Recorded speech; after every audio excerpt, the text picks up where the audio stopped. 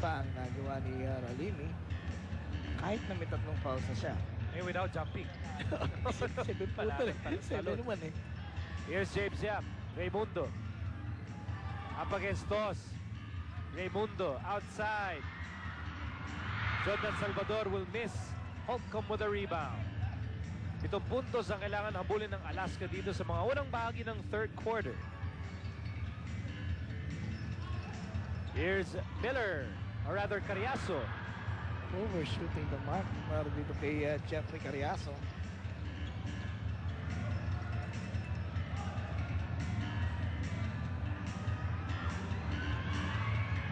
Here's James Yap, one-on-one. Last touch on Hugnata. He was up against 2 giants that time, kaya nabitiwan niya yung bola.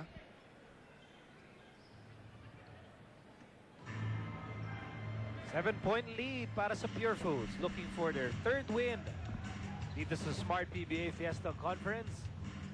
Roger Yap zigzagging inside. Nabot wasn't able to release that pass in time. So, 2 errors na para dito kay Roger Yap. It's tingin third quarter.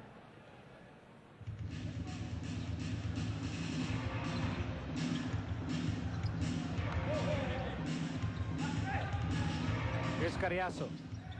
Miller against Roger Yap. Miller lost the ball.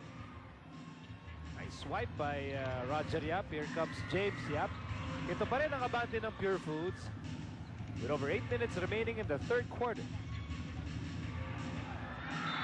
And they're trying to go to Ralini, pero siya po'y tinulak sa likod ni Sonny Thos. Number 7, Sonny Thos.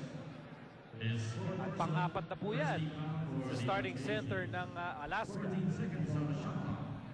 So, silang dalawa nitong si Ralimi are canceling each other out in terms of yung fouls. James Yap. It's hard to cancel out James Yap. Ang 4 na paglalaro na pala ng PBA dito sa Calapit, Bohol. At ito palang si Rico Villanueva ay veterano ng 3 sa 4 na paglalaro yun. Regular customer pala yan dito eh. Wala para siyang karapatang manibago. Wala. 3 beses na yung naglaro dito. Here's Kirby. Tough shot.